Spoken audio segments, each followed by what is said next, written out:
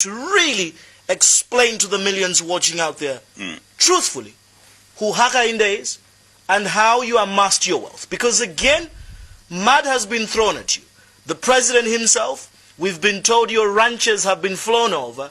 The president has mocked you in the public place to say you speak on behalf, you claim to be speaking on behalf of the poor, yet you own probably half of the country in terms of wealth. You heard the president say that. You stole funds through privatization. Who is HH? How did you amass your wealth? Are you a humble citizen and one who is ready to serve the people of Zambia? Costa, I'm just a simple villager. I'm a guy who comes from the floor, and I'm very proud of that. Every Zambian should be proud of their heritage.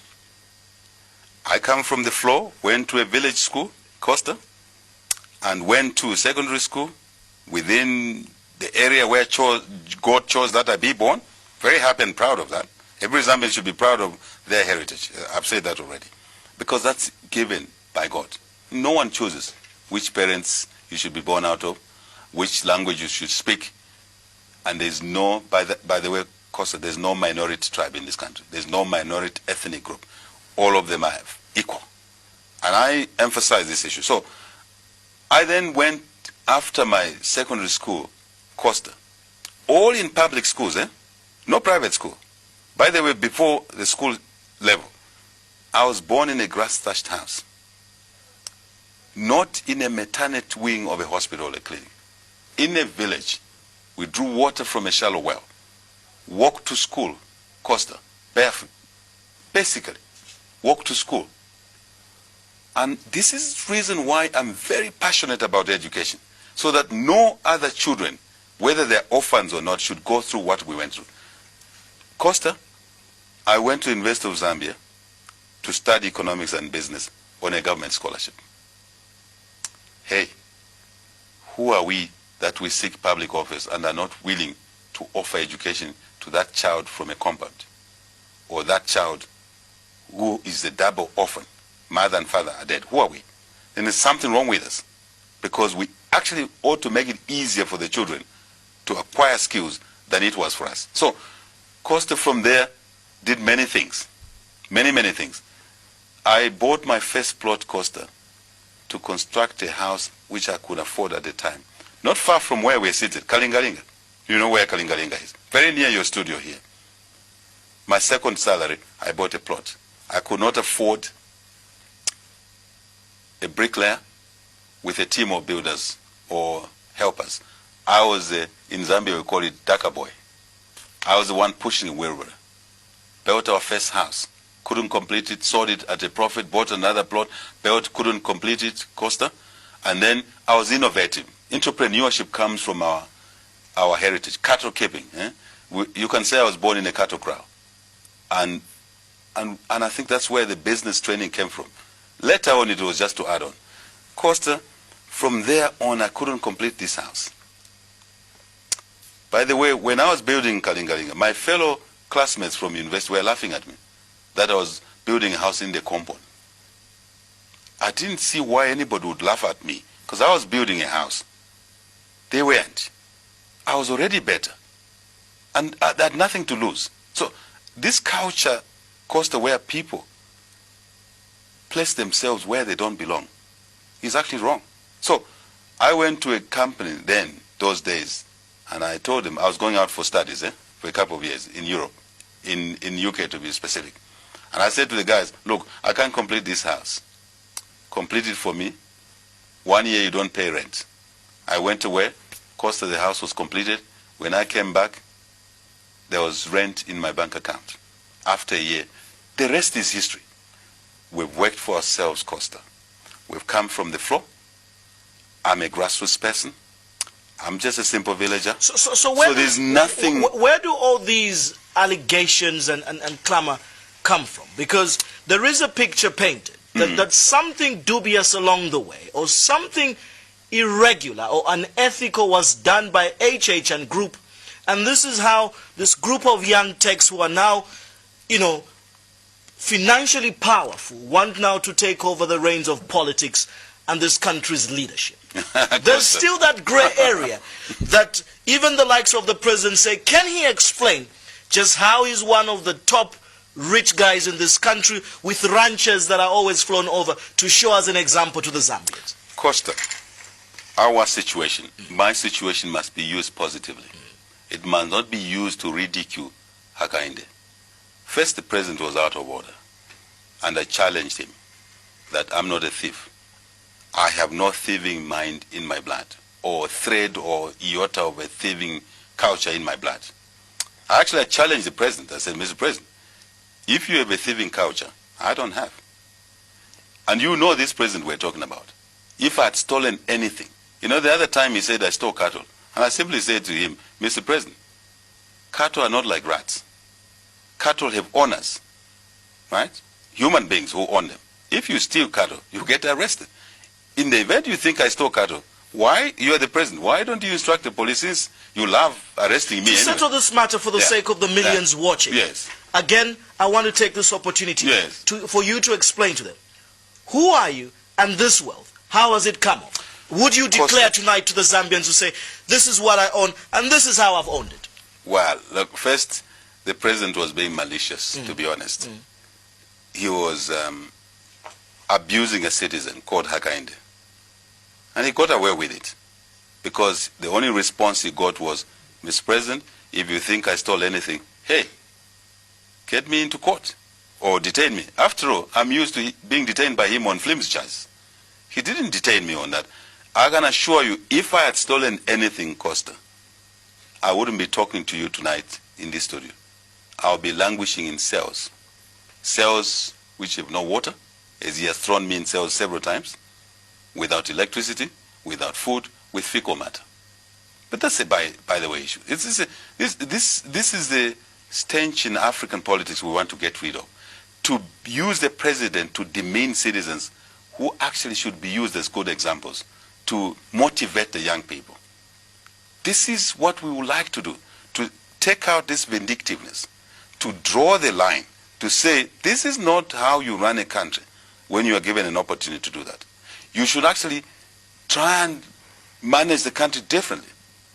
Manage the country in a professional manner. President HH, I want to go to the text messages in putting this matter to rest, because you are in a political ring where your opponents are seemingly glaring or throwing mud about you about something they believe is not right about you. For the sake of a Zambian watching out there who probably wants to put a vote on you, how do you convince them that there's something or everything right about you against these allegations? Costa, the easiest way is to say, if I was a thief under this president leader, I'm using them synonymous, deliberate, where I get detained even for appearing on a program like this. After this, interview, I know I can be detained. Why has he failed to detain me for his assumption of me having stolen anything? I've challenged him. I've challenged the PF government, and they've fallen flat on this. That should prove to you that there's nothing wrong we've done. Because if there was anything wrong we had done, they would have jumped on it, because they have appetite to lock people like me up. So, hang on, Costa, a little bit. So, Zambians must know that hard work pays. Costa, opportunity. First opportunity I got, you should ask me the question, is education. I told you I went to school on a government scholarship. That was for me, that was it. And I wasn't looking for any inheritance from anyone. That was enough. Education, I call Costa the best equalizer, the best inheritance. And that's why we owe it to our children. From there on, I got a job. I wrote my final exam here in this university nearby here. On a Friday, Costa. On a Monday, I had a full-time job. Opportunity, which is not available to our youth today under the PF leadership. Even if they were promised more jobs, there are no jobs. Absolutely none. I'm talking of real jobs. I'm not talking of pushing a wheelbarrow to move garbage at a street corner, which PF defines. Lots of people have criticized the privatization process in this country, especially the mine. It's also from there that we are told you were involved as valuator within the valuation of some of these mines. What is your take? Do you feel that you are part to blame in the bad decisions and obviously the raw deals that this country got out of privatization of the mines? People now have stood on mountains and blown trumpets regarding KCM cells, Luansha copper mines and others. Do you feel part to the blame? Costa, how can one blame Hakainde? I've never been in government. The privatization program was a MMD government program. How can Hakainde be responsible for a government program when he's outside government? How powerful is this fellow called HH that he could be basically dictating a government program from outside? He doesn't work with like that, especially under the African leaders we've seen in the past, who actually are excessively greedy. And that's what we want to heal when we get into office. And believe me, we will do it. There was no way that one can say Hakainde is responsible for the privatization program in this country. It was the MMD government. Who was in the MMD government, Costa? Have you ever asked that question? The ministers in the MMD government, the cabinet of the MMD that decided on the privatization program, included just a few examples. Mr. Michael Sata, who was the minister without portfolio in the MMD government. He's the one who decided on the privatization program. Next, then Minister of Agriculture. Who is it? Dr. Guy Scott, who is today the Vice President of Zambia. He was in that cabinet. What was your role? What was your role, despite not being part of government? Hang on, my friend. Let's use today's platform to clear issues that are used to ridicule Hakainde because of pettiness. And you're being given a chance on this platform. Exactly. So, second Minister of Agriculture, who sat in that cabinet to decide on the privatization program, Guy Scott, who today is the Vice President of Zambia. Who is the other minister? Or who is the other key player? The Minister of Finance, Alexander Chikwanda, was the Chief of Staff in State House under the MMD. They probably would have been the one advising President Chiluba, the late Chiluba, may he so rest in peace. How can Hakainde be more powerful than all these men who today are masquerading as not responsible for the privatization? Like you said, let's use this platform to clear these issues. What was your role? So I think I've convinced you and the viewers. Well, it's not me, it's the viewers. But what was your role? What was your role? Absolutely. Yeah. And the viewers, Costa, that it wasn't my domain. I was just a young professional doing my job. Here's my role. I ran a firm called Coopers & Lybrand, international firm of basically advisors. And we bid to do various pieces of work. Sometimes for clients, sometimes for whoever wanted. For example, Costa, if you are selling your house or you're selling your farm and you come to Hakainde to say, Hakainde, I want your firm to bid so that you can do me an asset verification. That's the job, an asset verification. And I bid my firm, which was running, and I win the tender. We negotiate the contract, you sign the contract. In that contract includes deliverables that I'll do an asset verification for you. That's what I'm trained to do. I'm proud of that. Then you agree the fees. No one is in prison. It's business.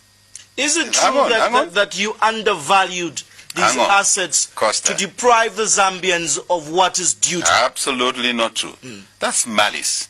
Malice of the same people who sat in the cabinet, like President Sata, Guy Scott, and the Chief of Staff Chikwanda, who sat in that cabinet. That's malice. What is your comment on the low amounts that, Ramco's bought Luansha mines, at the low amounts that Nchanga was bought for? What is your take as an expert in asset verification? I can tell you that there was no competence in the government to negotiate deals good for Zambia.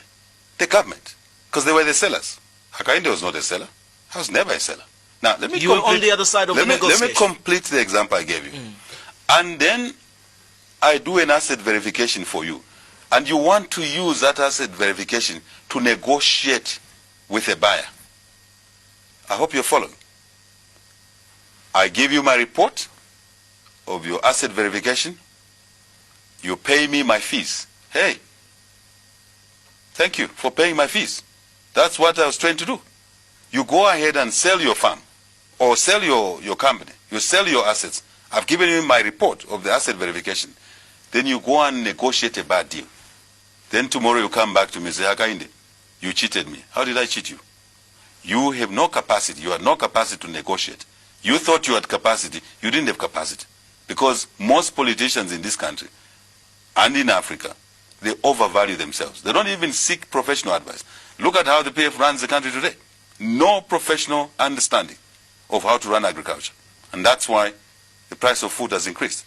No professional understanding of how to run basically certain policies such as monetary policy. Which example am I giving you?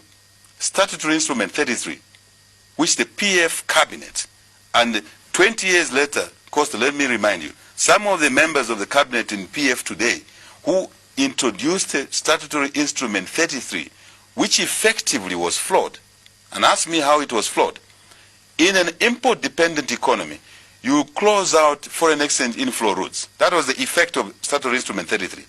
And then tomorrow, you want to have a dollar to import your daily requirements. Fuel, machinery, tractor. What do? You kill the kwacha, you kill the currency. You damage basically the economy. And you are told, then you don't listen. This is what's happening in the PF today. And this is what UPND wants to fix. They want to, now, the point I've given you, the example I've given you, Costa, I have demonstrated to you today that it was never in my remit. It was never my power to privatize anything. By the way, I did not value any mine. Is Hakainde coming to the people of Zambia a clean man? Absolutely. And people have now understood that a lot of mud was thrown at Hakainde, Costa. And Hakainde had no opportunity to basically explain himself. And I'm very grateful that you are asking these questions over and over. And Zambians have now basically made a judgment that Hakainde is a humble creature who first worked for himself. And that's the way I view public office, Costa. First work for yourself and your children, so that when you come to seek public office, you can now work for the children of the 14 million Zambians. For the viewers who have just been joining us or who have just joined us, we are talking State of the Nation. My guest, the UPND President, Hakainde Hichilema. Let's quickly, Director, get into the inbox and get some Facebook messages, tweets, as well as SMSs. On the other side of that, we'll be looking